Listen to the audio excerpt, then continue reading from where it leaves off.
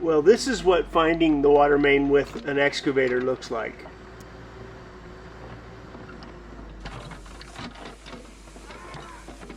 This is another reason why I use blue poly, because blue poly is much easier to fix than most other pipes.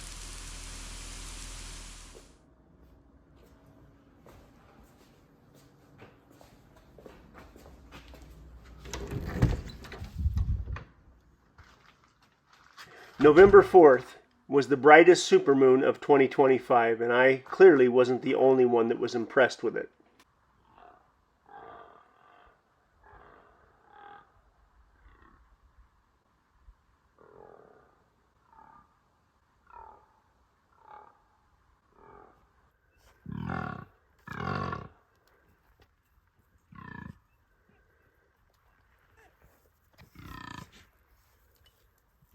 The fallow deer rut is in full swing here at Red Poppy Ranch.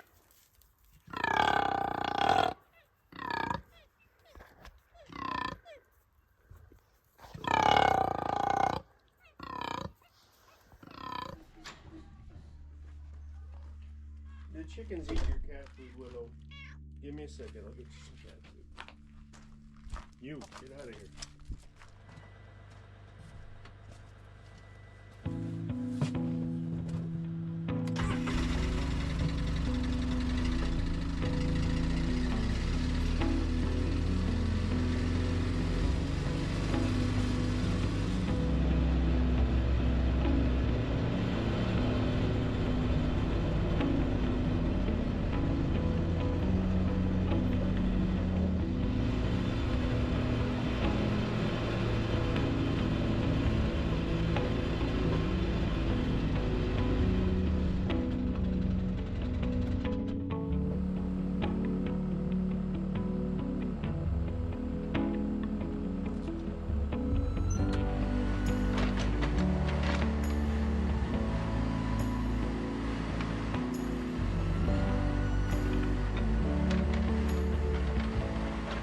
Last week I disconnected our water main from the shallow well for the final time. And in the process of disconnecting that water line, sometimes using the excavator, it's not the prettiest way to find the pipe.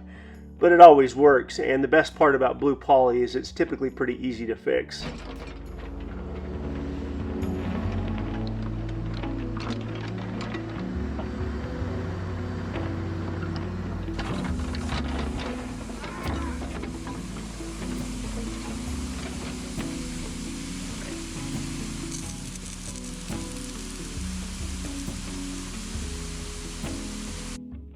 I don't know why I always insist on taking one more scoop than I need to. I knew I was close to that water line, but I didn't think I was that close.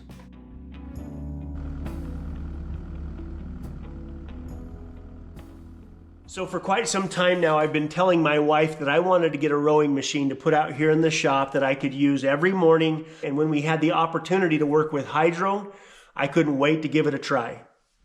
So if you're looking for a workout that actually makes you want to show up, then meet the Hydro Origin Rower. It's the rower that turns every workout into an experience.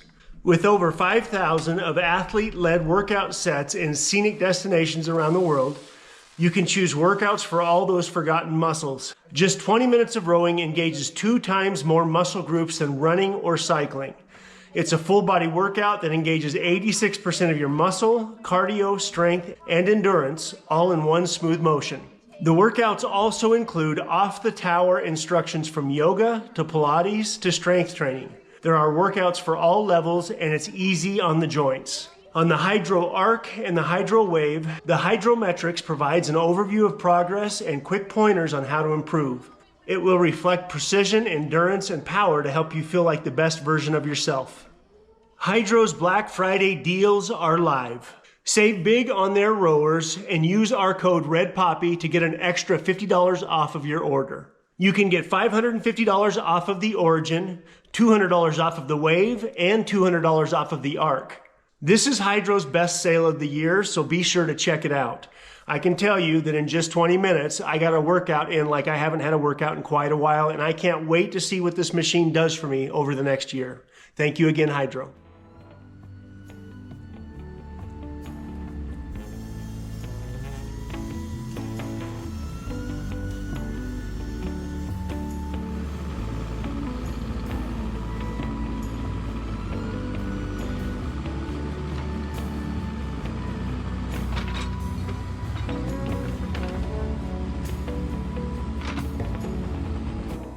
There is no worse feeling in the world than hitting a pipe that you thought was slightly deeper than what it was, but either way, I got it fixed and got it backfilled.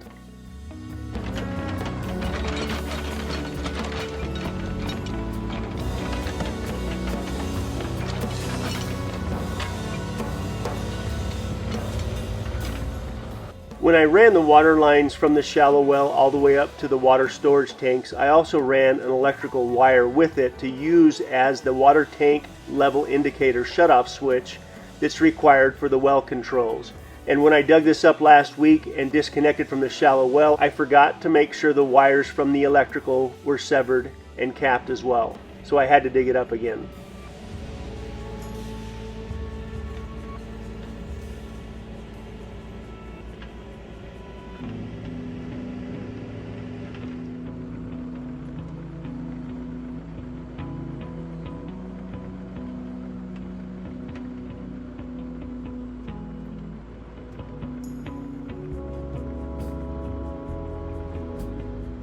Since I had the excavator down here in the front yard, I thought I would really work hard at leveling and compacting where I had to dig up to add that yard hydrant and make it look good before winter sets in.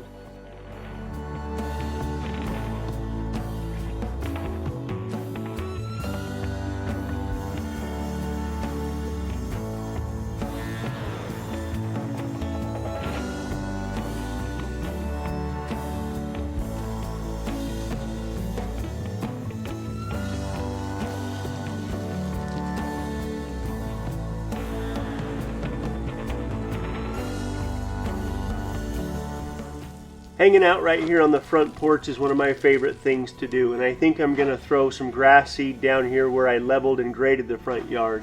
And hopefully next year I have time to put in a sprinkler system so I can get this front yard looking as beautiful as my lovely wife wants it to look. But we've got all the water we need now.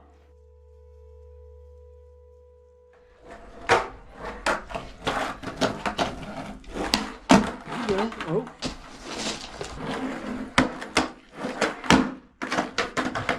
What's that called? Pop shove it? Backside 180. Backside 180?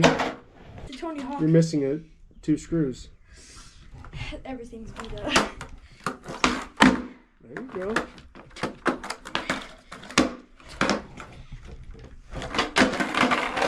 Oh, I say groovy. You're okay.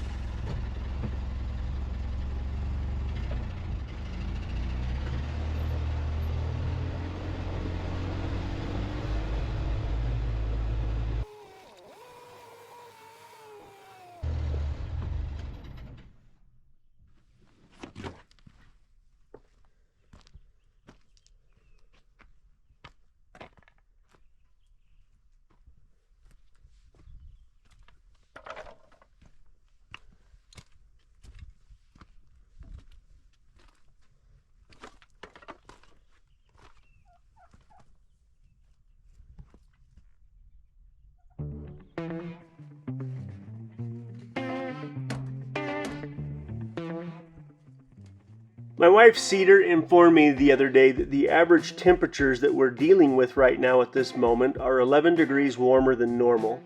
Now again, I don't know what normal is when it comes to weather, because if you go back 4 years ago, we already had probably 2 feet, maybe even more than that, of snow on the ground, and I was actively plowing snow on a daily basis.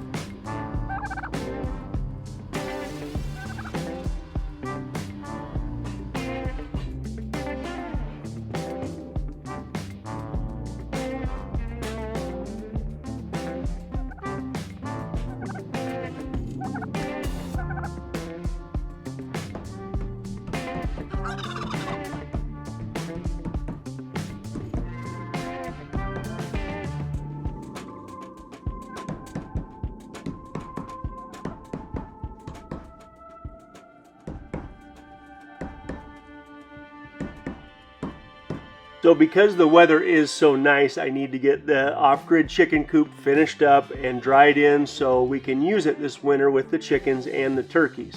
But that's going to require quite a bit more work with both the board and batten siding and the cedar shingles.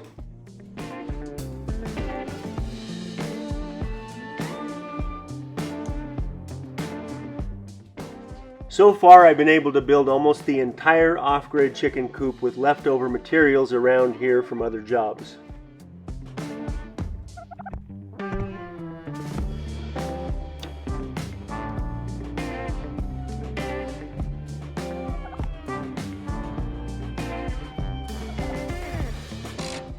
One of the big questions I've been trying to figure out as I've been building the off-grid chicken coop is, can I build this in a way where the turkeys can benefit from it as well without the baby deer finding their way into the chicken coop and eating the layer mix and the scratch grains that we feed the chickens and the turkeys.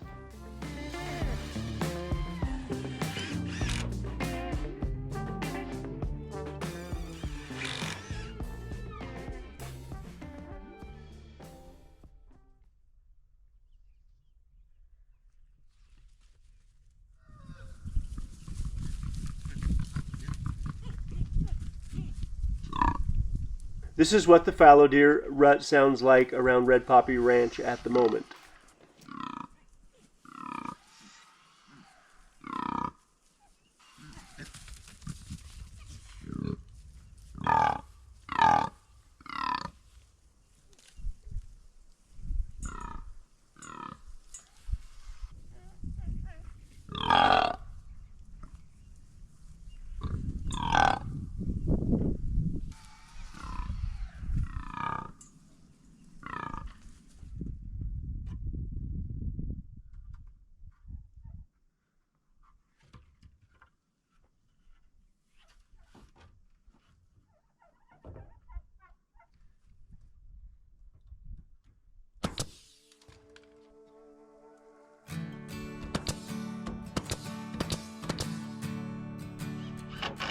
Since the very beginning up here at Red Poppy Ranch, we have had chickens, and we love the benefits of having chickens around, and we intend on having chickens for a long time to come.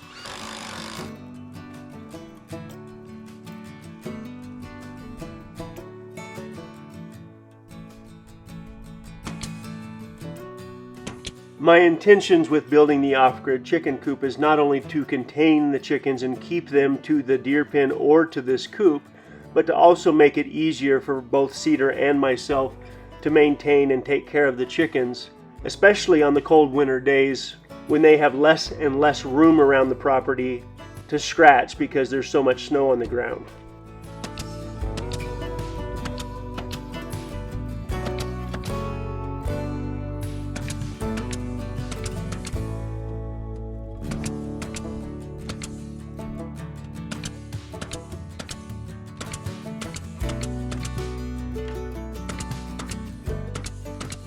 This is why I felt like I needed to build a good-sized run next to the chicken coop so the chickens have something to do, again, in the wintertime when there's not a whole lot of places for them to scratch around and find bugs. But now we have these turkeys that I also have to take into consideration.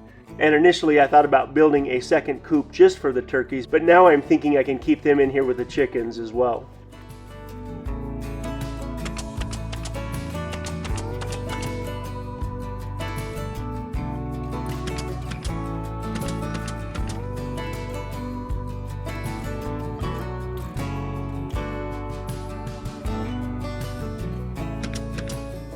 So once I get the coop completely finished, I'm going to have to create some sort of an opening from the coop to the deer pen that's big enough to let the chickens and the turkeys out, but small enough to keep the baby deer from crawling back into.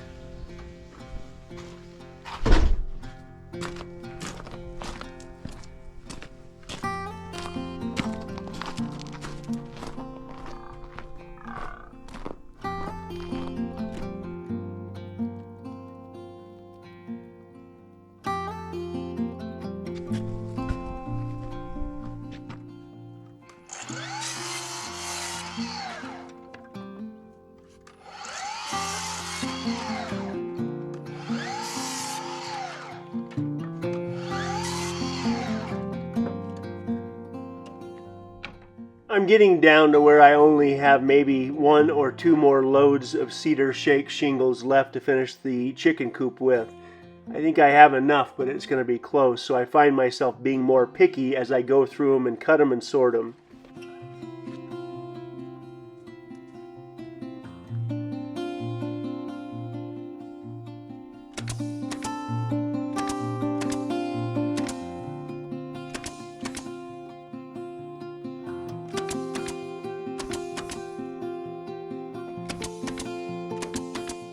I love the way that the look of the new off-grid chicken coop is turning out, but I worry that it's going to be a little bit darker on the inside than I want it to be. So I may at some point down the road come back and cut another big window in right here where I'm working, with the idea of letting more sunlight in on the short winter days. But this side of the chicken coop is more north facing than anything, so the truth is it's going to get the least amount of direct sunlight.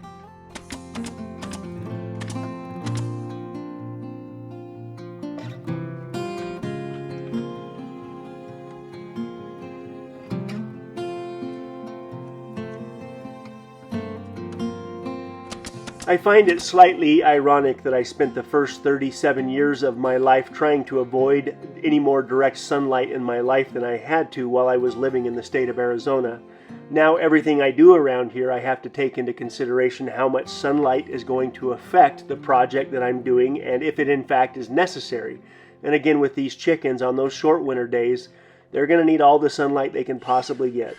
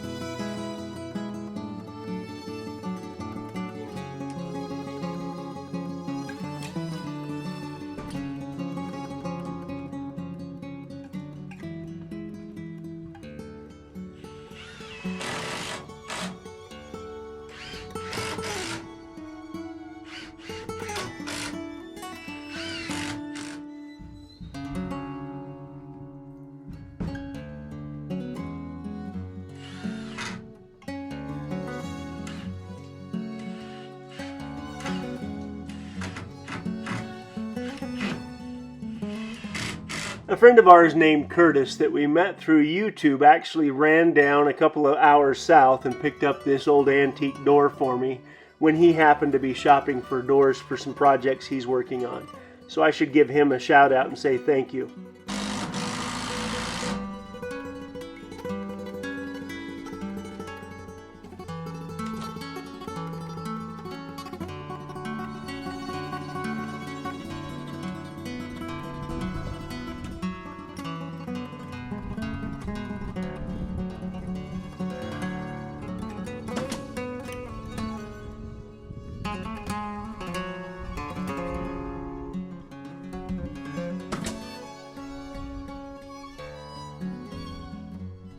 I can already see it's going to be pretty dark inside the chicken coop, so one of the ways I'm going to deal with that is by lining the walls with some OSB or some plywood and painting those walls white to try and make it bright as it can be. But like I said earlier, I think I'm going to add a few windows here and there at some point in the near future.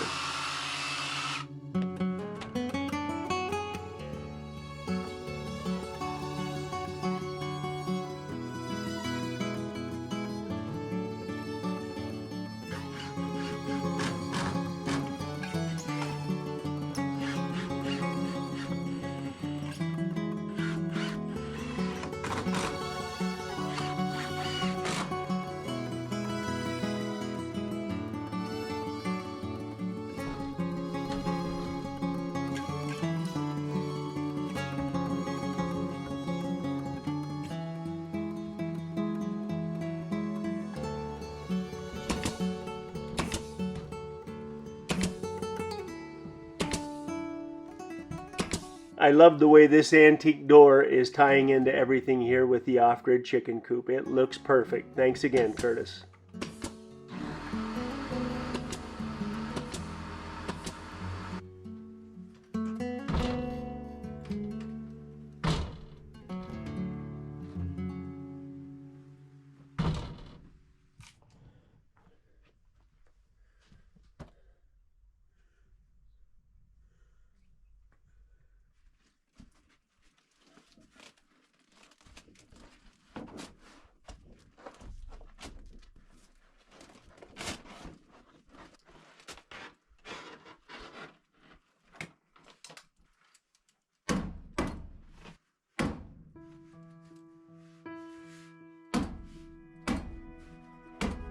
Well, it looks like I'm going to have just enough of the 1x12s and just enough of the Cedar shake shingles to get the final side of the off-grid chicken coop completely finished. But boy, I was cutting it close.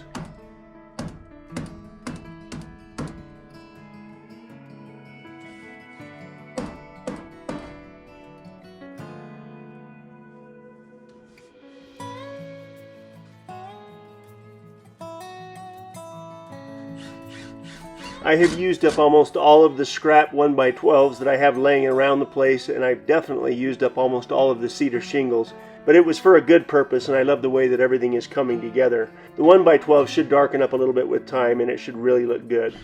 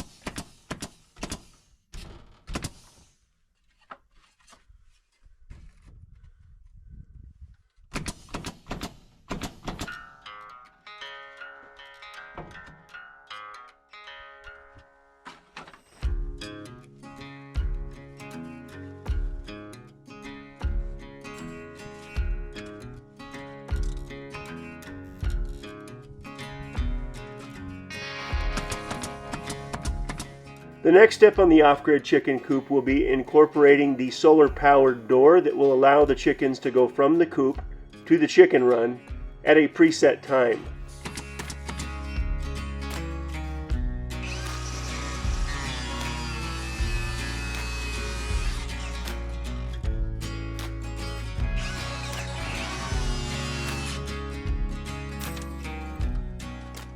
I still need to go get a load of sand, and I still need to line the inside of the chicken coop with OSB so I can paint it white and really brighten things up.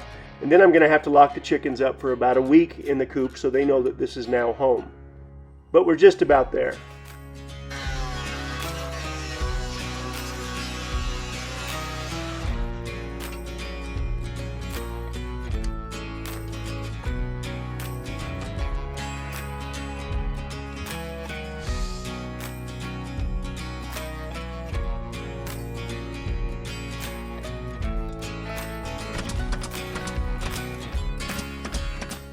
I also need to build a small door that can be opened and closed as needed that lets the chickens and the turkeys go from the run to the deer pen.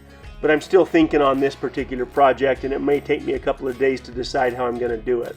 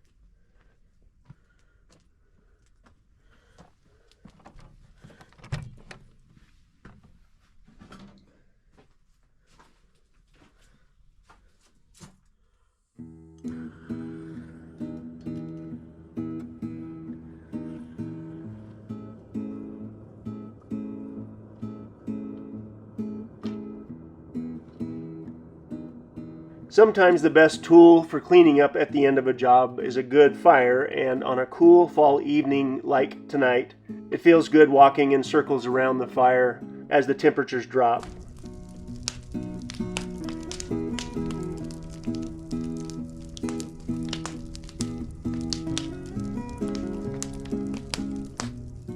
Burning all the scrap pieces of cedar shingle and all of the scrap lumber left over from building the off-grid chicken coop seems like the right way to get this place all buttoned up before I show it to Cedar.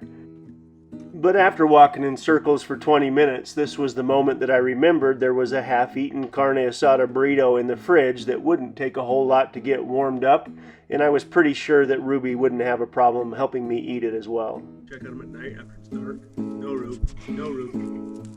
I can shine the light, and they're all laying down like just kind of scattered across the hill. And they look at me, and then the light blinds their eyes, and they look away. So you see their eyes for 2 seconds, and then they look away. It's kind of creepy.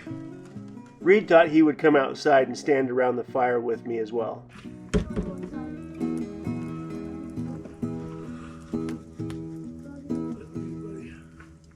Here, do me a favor.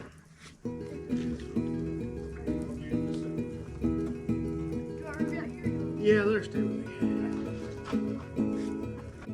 Now, winding up the evening sitting next to a campfire on a dark night, eating a half-eaten carne asada burrito and drinking a root beer doesn't get much better.